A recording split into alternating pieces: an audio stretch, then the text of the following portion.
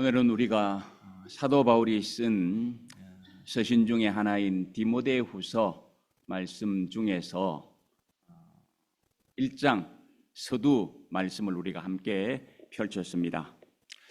그 내용 여러분들이 보신 대로 사도 바울이 하나님의 뜻을 따라서 사도가 되었다. 그리고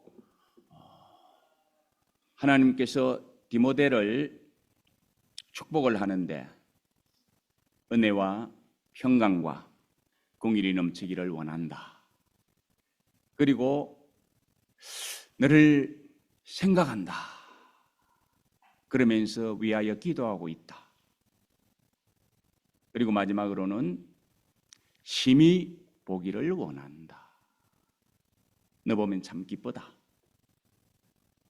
그러면서 이제 5절에서는 뭐라고 말씀을 하고 있느냐 하면은 왜 내가 너를 축복하는지, 왜 내가 너를 생각하면서 기도하는지, 왜 너를 보고 싶어하고 보면은 기쁜지 그 이유를 이야기해 주고 있습니다. 그 이유를 뭐라고 이야기를 합니까? 너에게는 거짓 없는 믿음이 있기 때문이다. 그래서 오늘 말씀 제목 거짓 없는 믿음 이렇게 정하고 말씀을 같이 나누기를 원합니다. 성경은 여러 종류의 믿음을 이야기를 합니다. 큰 믿음이 있다고 이야기를 하고 적은 믿음이 있다고 이야기를 하고 책망받는 믿음이 있다고 이야기도 하고 칭찬받는 믿음이 있다고도 이야기합니다. 산 믿음이 있는가 하면 죽은 믿음이 있다고 이야기를 합니다. 예수님께서 또 뭐라고 하셨습니까? 한 여인의 믿음을 보고는 깜짝 놀라시면서 너 믿음이 크다고 칭찬을 하셨던 것도 우리가 볼 수가 있습니다. 이렇게 성경은 여러 가지 많은 믿음을 이야기하는데 오늘 우리가 펼친 본문에서는 거짓 없는 믿음도 있다.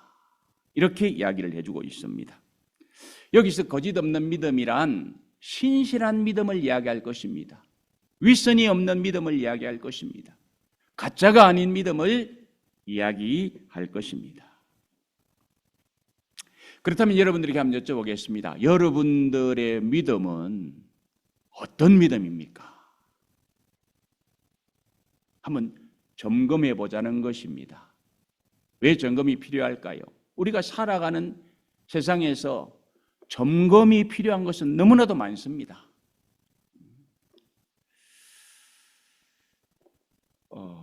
이 점검을 하는 이유가 무엇입니까? 점검을 해야 문제나 사고를 미리 방조할 수 있잖아요. 그래서 차를 이제 사게 되면은 새 차 출고하면은 딱 3년 지나면 어떻게 합니까? 안전 점검해라 하고 통지서가 딱 날라오죠, 그죠? 우리는 그것을 뭐라고 이야기합니까? MOT라. 차도 산지 3년 지나면 MOT 해야 됩니다.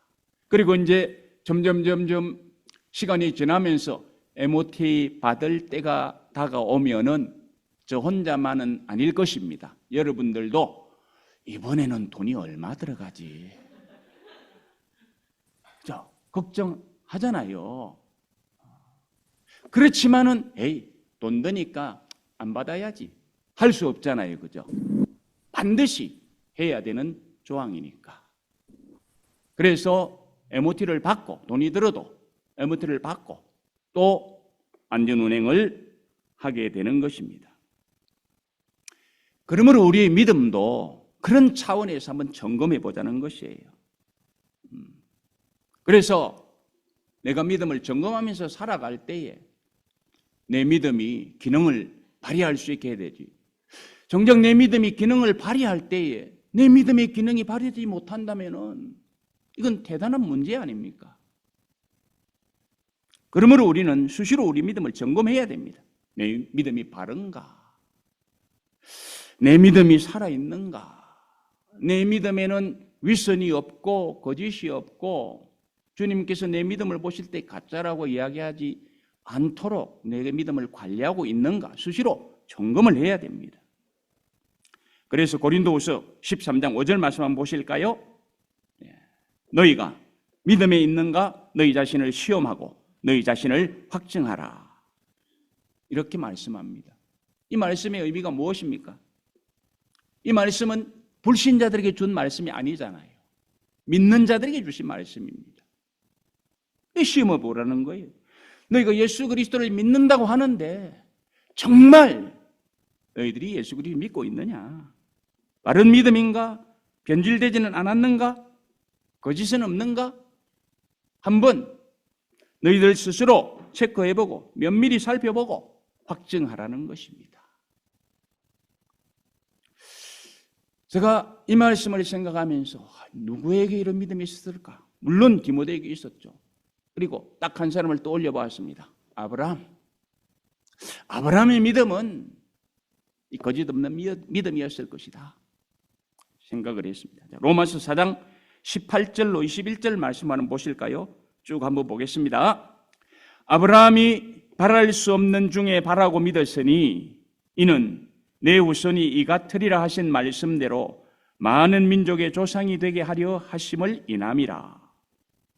그가 백세나 되어 자기 몸에 죽은 것 같음과 사라의 태에 죽은 것 같음을 알고도 믿음이 약하여지지 아니하고 믿음이 없어 하나님의 약속을 의심치 않고 믿음에 견고하여져서 하나님께 영광을 돌리며 약속하신 그것을 또한 능히 이루실 줄을 확신하였으니 이렇게 말씀합니다. 이 말씀의 배경은 이렇습니다. 하나님께서 아브라함을 불러서 아들을 주시겠다고 약속을 하십니다. 그리고 그 후손을 통해서 어마어마한 민족들이 번성해 나갈 것인데 땅의 티끌같이 바다의 모래같이 후손들이 많게 해주실 것이라고 아브라함에게 약속을 주셨습니다. 그런데 아브라함이 이 약속을 받고 그 20년의 세월이 흘렀습니다. 그래서 아브라함이 나이가 이제 100살입니다. 그 아내 사라는 90세예요. 그 성경이 뭐라고 말합니까? 그의 몸이 죽은 것 같이 되어버렸다라는 것입니다. 그러니까 아브라함과 사라에게는 생식 능력이 없습니다. 그러면 무슨 수로 자녀를 얻습니까? 인간적인 측면에서 보면 끝난 것이죠. 도저히 불가능한 일입니다.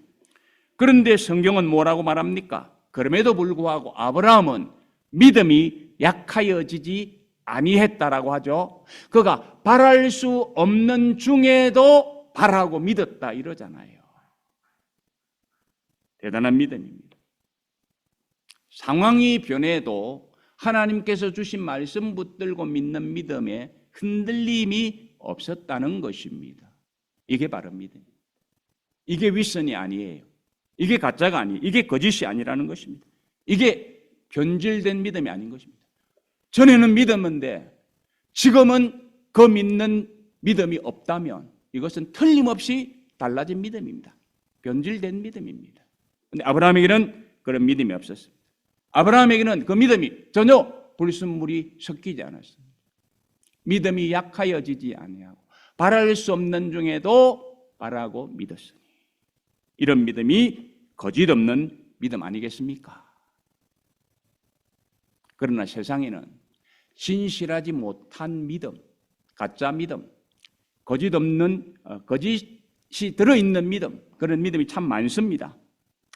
예를 들기 위해서 제가 사진을 하나 띄워 올리겠습니다. 누군가 보신 적이 있습니까? 아시는 분도 계실 것입니다. 저 사진은 프랑스에서 태어난 샤를 블론딘이라는 사람입니다. 뭐 영어로 말하면 찰스 블론딘이죠, 그죠? 1859년에 나이아가라 폭포 높이가 49m라고 합니다. 폭포 위로 외주를 걸었습니다. 높이 49m에. 그리고 길이는 340m. 카나다에서 미국으로 연결한 외줄입니다. 그 외줄을 타고 자유자재로 건너다가 어느 날 누구를 업고 건너느냐 하면은 자기의 매니저였던 해리 콜코드라는 사람을 외줄을 타고 340m 길을 걸어서 건넙니다. 신기에 가까운 거죠. 그런 그가 이제 그 다음에 1960년도에 또 외줄타기 묘기를 보이게 됩니다. 그러니까 사람들이 소문을 들었을 것 아닙니까? 엄청나게 몰려들었어요. 2만 5천 명. 별로 안 놀라시는데 2만 5천 명 정도가 모였답니다. 그래가지고 이제 외줄타기 묘기를 보이려고 하는데 언론들이 밧줄을 타기 전에 몰려든 군중들을 향해서 이렇게 이제 밧줄타기 막 이렇게 하려고 하니까 사람들이 막 외칩니다. 블론딘 하고 막 환호를 지릅니다. 그러자 이제 그들을 향해서 블론딘이 이렇게 물었습니다. 제가 이 폭포 위에 있는 높이 49m 그리고 길이 340m 되는 이 밧줄을 그냥 내가 타고 갔다 올 줄로 믿습니까? 하니까 믿습니다 하고 막 또 블론딘을 막 부르면서 환호를 했다고 합니다. 그러면은 이번에는 이렇게 묻습니다. 제가 이 밧줄에 한 사람을 업고 여기에서 저기까지 건너갈 것을 믿습니까? 하니까 또 역시 어때요? 블론딘 안 하면은 재미가 없잖아요. 그래서 할 수 있다고 막 블론딘을 막 외칩니다. 왜요? 이미 그 일을 해놓은 사실을 알지 않습니까? 그러니까 할 수 있다고 이야기하는 거예요. 그러자 블론딘이 이렇게 이야기를 했답니다. 그렇다면은 제가 제 등에 한 사람을 업고 이 밧줄을 탈 수 있는 것도 믿으신다면 여러분 중에서 한 사람이 나오십시오. 제가 업고 건너겠습니다. 아무도 안 나왔어요. 그렇게 열광하던 사람들이 아무도 안 나왔죠. 진짜 믿음이 아니잖아요. 그죠? 믿습니다! 라고 했는데 믿는다면은 제가 업고 건널 테니 나오십시오. 나와야 그 믿음이 진짜 믿음이잖아요. 안 나왔다는 거예요. 성경에도요, 거짓 믿음을 가진 사람들에 대한 이야기를 합니다. 예를 들어 봅니다. 가룟 유다 예수님을 믿는다고 3년이나 따라다녔습니다. 그리고 그는 제일 신뢰받는 헌금을 관리하는 사람이었어요. 그런 가룟 유다가 결국 예수님을 은 30에 팔아먹는 배신자가 되었잖아요. 가룟 유다의 믿음이 진심이었을까요? 아니었기 때문에 그런 거예요. 배반을 한 거예요. 가짜가 섞여 있고 불순물이 섞여 있기 때문에 그런 것입니다. 또 세상을 사랑하여서 바울을 버리고 데살로니가로 갔던 데마라는 사람, 이 사람도 신실한 믿음이 아니었습니다. 불순물이 섞여 있었고 거짓 믿음이었어요. 그래서 이탈해버린 것입니다. 신실한 믿음, 거짓 없는 믿음은 세상이 변해도 변치 않는 믿음 아닙니까? 지금 세상이 두 쪽이 나고 주님께서 재림이 오신다 해도 흔들리지 않는 믿음이 진실한 믿음 아닙니까? 그런데 데마도 세상 사랑하여 떠나버렸습니다. 자, 디모데전서 1장 20절 말씀 한번 볼까요? 거기를 보면은 호메네오와 알렉산더 사람이 나오는데 이 사람들은요, 앞에서 믿음에서 파선하에 당하면서 내가 사단에게 내어주었다 이럽니다. 왜 그럴까요? 아니, 진실한 믿음을 가진 사람들이 사단에게 내어준 바 될까요? 아니죠. 그들은 믿는다고 했지만은 가짜였다는 거죠. 또 한 사람 보면은 여러분들이 기억하실 것입니다. 막 사도들이 능력을 행하고 말씀을 전하는데 사람들이 막 몰려드니까 마술사 시몬이 어떻게 합니까? 자기도 그죠? 그렇게 하고 싶어가지고 믿음이 있다고 바울에게 나가지고 이야기하다가 엄청나게 책망받았던 사람이었잖아요. 이 사람들의 믿음도 가짜였다라는 것입니다. 거짓이라 가짜라 이런 거 어떻습니까? 여러분 어떻게 생각합니까? 나쁜 거잖아요. 나쁜 것입니다. 거짓을 좋아하는 사람은 이 세상에 아무도 없을 것입니다. 그럼에도 불구하고 세상에는 거짓이 많아요. 가짜 상표가 얼마나 많아요. 짝퉁이 얼마나 많습니까? 그래서 사기꾼들이 막 나오는 거잖아요. 제가 동아일보를 찾아보고 티스토리 찾아보고 네이버도 쳐봤어요. 그러니까 이런 이야기가 있더라고요. 남대문 시장의 어떤 참기름 가게 앞에, 자, 보여드리겠습니다. 화면에서. 정말 진짜 참기름만 팝니다. 이렇게 해놨답니다. 아니요, 우리 집에 참기름 팔아요 하면 그만 되잖아요. 그죠? 참기름이니까. 그런데 형용사를 참기름 앞에 3개나 붙였어요. 정말 진짜 참기름만 팝니다. 왜 그럴까요? 가짜 참기름이 많으니까. 자기 집에서 파는 참기름은 진짜 참기름이라는 거예요. 그런데 여러분, 참기름만 그렇겠습니까? 가짜가 너무 많아요. 가짜. 그래서 제가 그냥 몇 개만 이렇게 생각나는 거 적어봤습니다. 가짜 식품, 가짜 화장품, 가짜 학생, 가짜 경찰, 가짜 목사, 가짜 스님, 가짜 의사, 가짜 돈, 가짜 정보 등등. 그래서 가계약 이러죠. 가짜 계약, 가계약. 가짜가 너무 많아요. 너무 많습니다. 이런 거 다 좋아하지 않잖아요. 아니, 목사 가짜 목사면 여러분들 좋아하겠습니까? 가짜 스님이면 좋아하겠습니까? 가짜는 좋아하지 않습니다. 사람도 좋아하지 않지만 또 누구도 안 좋아할까요? 하나님도 안 좋아해요. 가짜는 하나님도 안 좋아해요.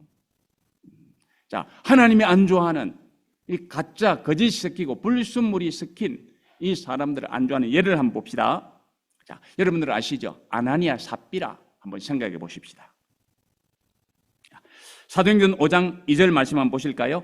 여기 보시면 뭐라고 합니까? 그 값에 얼마를 감추매 그 아내도 알더라. 얼마만 가져다가 사도들의 발 앞에 두었다. 이렇게 이야기를 합니다.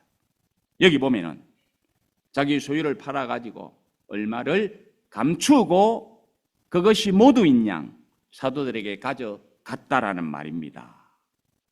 여러분 한번 생각해 보시면 됩니다. 내 소유예요. 내 소유. 아나니아 삽비라의 소유예요. 그러면은 누구 마음대로 할 수 있어요? 그 주인 마음대로 할 수 있잖아요. 그래서 아나니아 삽비라가 만약에 자기의 소유를 100파운드에 팔았다고 칩시다. 그러면 90파운드는 자기가 가지고 10파운드만 사도들에게 갖다 주어도 이것은 틀린 것이 결코 아니죠. 아닙니다. 그런데 여기에 뭐가 문제였습니까? 아무런 문제가 될 수 없는 것을 문제로 만들었어요. 그게 뭡니까? 감추었다는 거예요. 감추었다는 거예요.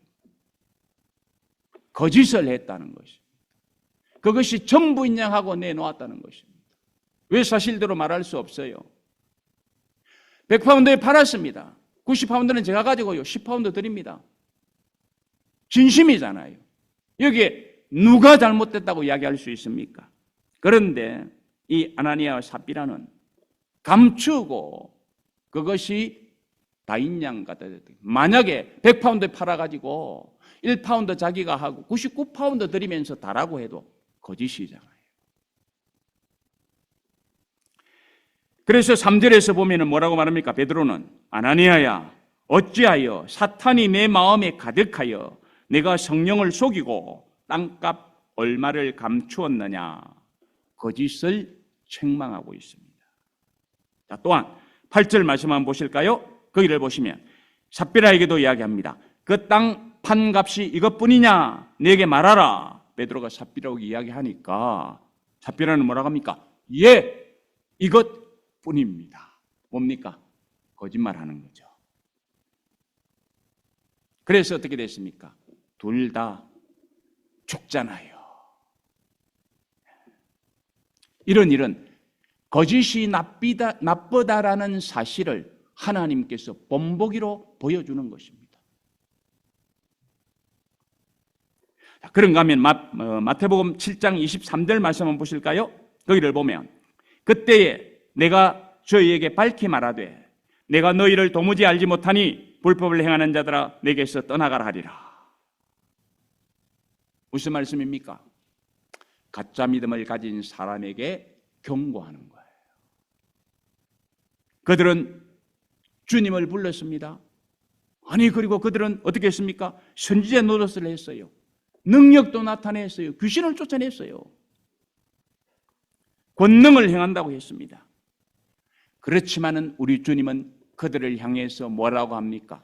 나는 너희를 도무지 알지 못하니 내게서 떠나라. 가짜이기 때문에 불합격이라는 거예요. 모른다 할 것이라는 거예요. 우리 주님은 가짜를 이렇게 싫어합니다. 불순물이 섞이고 거짓인 것을 싫어합니다. 그런데 디모데가 가진 믿음은 어떤 믿음이었다고요? 거짓 없는 믿음이었다. 너무 좋습니다. 그러므로 우리도 이 디모데가 가졌던 이 거짓 없는 믿음, 이것을 소유하기를 원합니다. 그러면 디모데가 어떻게 해서 그 거짓 없는 믿음을 소유했을까? 한번 배워봐야 되지 않습니까? 그래서 우리가 그것을 배워보고 도전받기를 원하는 것입니다. 자, 본문 5절 말씀 보시기 바랍니다. 거짓 없는 믿음을 가진 디모데는 그 믿음을 외조모 로이스와 어머니 유니게로부터 배웠다. 이렇게 이야기를 합니다. 이 말은 아버지의 영향을 전혀 받지 않았다는 말은 아닐 것입니다. 그런데 주로 할머니와 어머니로부터 믿음의 영향을 받았을 것이라는 사실입니다. 자, 그렇다면 그 외할머니 로이스와 어머니 유니게가 이 디모데가 거짓 없는 믿음을 가질 수 있도록 어떻게 무엇으로 영향을 주었을까? 그것은 답을 로마서 10장 17절에서 우리는 찾을 수 있겠습니다. 잘 아시는 말씀입니다. 믿음은 들음에서 나고 들음은 그리스도의 말씀으로 말미암았느니라. 바른 믿음을 가지는 것, 바른 믿음을 가르쳐 줄 수 있는 비결, 방법은 오직 하나님 말씀밖에는 없다라는 것입니다.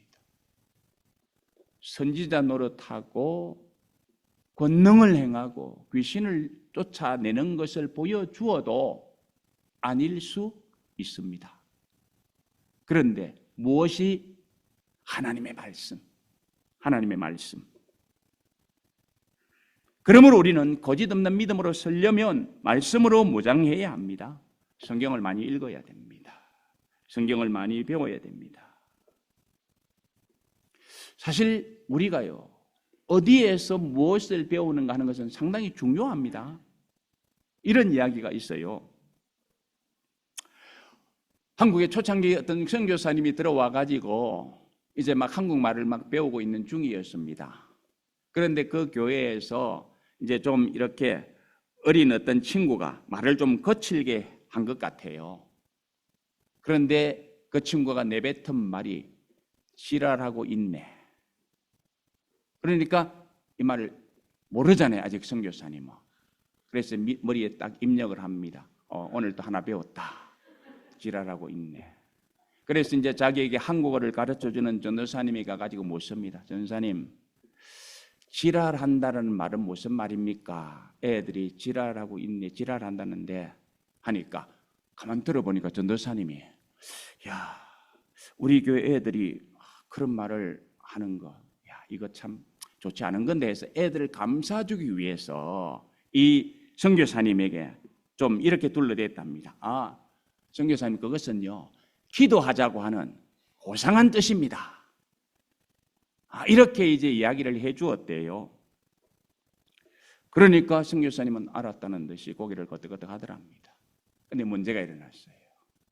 얼마 후에 목사님이 이제 그 선교사님을 기도를 시켰어요. 그래가지고 이제 그 선교사님이 기도하기 위해서 강단에 올라와 가지고 딱 이렇게 이제 성도들을 둘러보면서 좀 근엄하게 이렇게 이야기를 합니다. 자, 우리 이제 기도합시다 해야 되잖아요. 근데 자, 우리 지랄합시다. 정말 충격이죠, 충격. 그죠? 그 선교사님은 그게 이제 기도한다는 고상한 표현이라고 하니까 좀 고상한 표현을 써가지고 기도하자고 했는데 지랄합시다 하니까 어떻게 되겠어요? 문제가 무엇입니까? 잘못 배웠기 때문입니다. 그런데 디모데는 할머니로부터, 어머니로부터 잘 배웠어요. 바르게 배웠어요. 하나님 말씀을 통해서 거짓 없는 믿음으로 서도록 배웠습니다. 그래서 사도 바울이 그를 만나서 함께 사역하면서 보니까 참 신실한 믿음, 거짓 없는 믿음을 가졌다. 감탄을 하게 되는 것입니다. 바로 배웠기 때문입니다.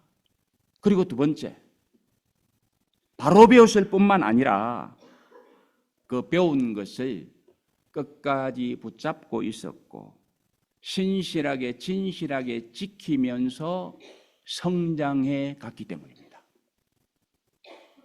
바로 배우는 것도 중요합니다. 말씀 잘 배우는 것도 중요합니다. 근데 배우고 끝나버리며, 배우고 잊어먹어버리며, 배우고 무시해버리며 아무런 의미가 없습니다. 그런데 디모데는 바로 배운 그 말씀, 그 진리를 굳게 붙들고 아름답게 믿음으로 성장해 가고 있는 것입니다. 배운 그대로 살아내는 것입니다. 타락해버리지도 않습니다. 불순물을 섞지도 않습니다. 어머니로부터 할머니로부터 배운 거 본받은 것을 그대로 지키려고 지금 발버둥 치고 있었던 것입니다. 이 모습을 사도 바울이 본 것입니다. 그래서 이야기하기를 디모데야 너에게는 거짓 없는 믿음이 있다. 너 할머니가 가르쳐주고 너 어머니가 가르쳐준 그대로 배워서 버리지 아니하고 더 잘 관리하면서 아름답게 믿음으로 성장해 가려고 하는 것을 보니 참 좋다. 너를 축복하고 싶다. 너를 생각할 때마다 기도한다. 너를 만나기를 원한다. 이렇게 이야기하는 것입니다. 그러면서 이 거짓 없는 믿음을 가졌던 디모데를 축복하는 거예요. 2절 다시 보실까요? 거기를 보시면 디모데를 향하여 뭐라고 이야기합니까? 하나님 아버지와 그리스도 예수 우리 주께로부터 은혜와 긍휼과 평강이 내게 있을지어다. 축복합니다. 여러분, 거짓 없는 믿음은 하나님의 축복을 받을 수 있는 자격이 있습니다. 아낌없이 사도 바울이 축복합니다. 보세요. 은혜와 긍휼과 평강이 내게 있기를 원한다. 따라서 저는 이 시간에 이 말씀을 근거해서 여러분들을 축복하기를 원합니다. 우리 중에 디모데처럼 거짓 없는 믿음으로 살아가기를 원하시는 여러분들에게 하나님의 은혜와 하나님의 긍휼과 하나님의 평강이 넘치기를 축복합니다. 그리고 여러분들이 가진 믿음이 거짓 없는 믿음으로 서기를 원하면서 하나님을 의지하고 살아갈 때 여러분들이 하시는 일마다 기도하는 내용마다 하나님께서 응답해 주시기를 주님의 이름으로 축복합니다. 바울은 그렇게 축복했어요. 그런데 또 보면 바울은 이렇게 축복한 것으로 끝나지 않았습니다. 끝나지 않고 어떻게 해요? 늘 생각한다고 했습니다. 그러면서 위에서 기도한다고 했습니다. 여러분, 우리가요 남들의 기도를 받으면 얼마나 복된 줄 압니까? 엄청난 역사가 일어나는 것입니다. 그런데 바울은 디모데를 늘 생각하면서 밤낮 그를 위해서 간구한다고 합니다. 그 간구의 내용이 무엇인지는 모릅니다. 그러나 틀림없이 그의 영혼을 위해서 기도했을 것입니다. 그의 육체를 위해서도 기도했을 것입니다. 그가 받은 사명을 위해서도 기도했을 것입니다. 그리고 3절을 보실까요? 3절을 보시면 디모데의 거짓 없는 믿음은 바울에게 감사거리가 제공된다고 이야기를 합니다. 4절에서는 뭐라고 말합니까? 보고 싶어 하죠. 그리고 너를 보면 참 내가 언제든지 기쁘다. 이렇게 합니다. 누군가가 찾아갔는데 왜 왔어? 또 왔니? 이러면은 기쁜 표정 아니잖아요. 그냥 찾아오기만 하면 야, 내가 와서 정말 기쁘다. 이런 사람 보고 또 보아도 보고 싶은 사람 아닙니까? 바울에게는 디모데가 그런 대상이었던 것입니다. 왜? 그에게는 거짓 없는 믿음이 있었기 때문이라. 그렇다면 여러분들에게 다시 한번 여쭤봅니다. 여러분들의 믿음은 어떤 믿음입니까? 신실합니까? 어느 누구가 보아도 칭찬할 만하고 인정할 만하고 함께 있고 싶어 하고 축복해 주고 싶고 하고 여러분들 때문에 만나고 싶어 하고 만나면 기뻐할 수 있는 그런 믿음의 소유자입니까? 그런 믿음의 소유자가 되었으면 좋겠습니다. 따라서 말씀을 맺습니다. 세상에는 가짜가 많습니다. 믿음의 세계도 그렇다고 성경은 이야기를 합니다. 예수님께서 말씀하시잖아요. 나더러 주여 주여 하는 자마다 천국에 다 들어갈 것이 아니요 다만 하늘에 계신 내 아버지의 뜻대로 행하는 자라야 들어가리라. 그러므로 저와 여러분들은 거짓 없는 믿음의 소유자들이 되어야 될 것입니다. 신실한 믿음의 소유자가 돼서 주님께서 체크하실 때에 오라 인정해 주시는 그런 믿음, 그리고 다른 한편에서는 사람들로부터도 인정을 받고 그래서 사람들이 축복해 주고 싶고 또 그 사람 생각날 때마다 기도해 주고 싶고 또 그 사람을 만나고 싶고 만나면 기쁨을 나누는 그런 믿음의 성도들이 되었으면 좋겠습니다. 오늘 함께 예배하는 여러분들에게 이런 은혜가 함께 하시기를 주님의 이름으로 축복합니다. 기도하십시다.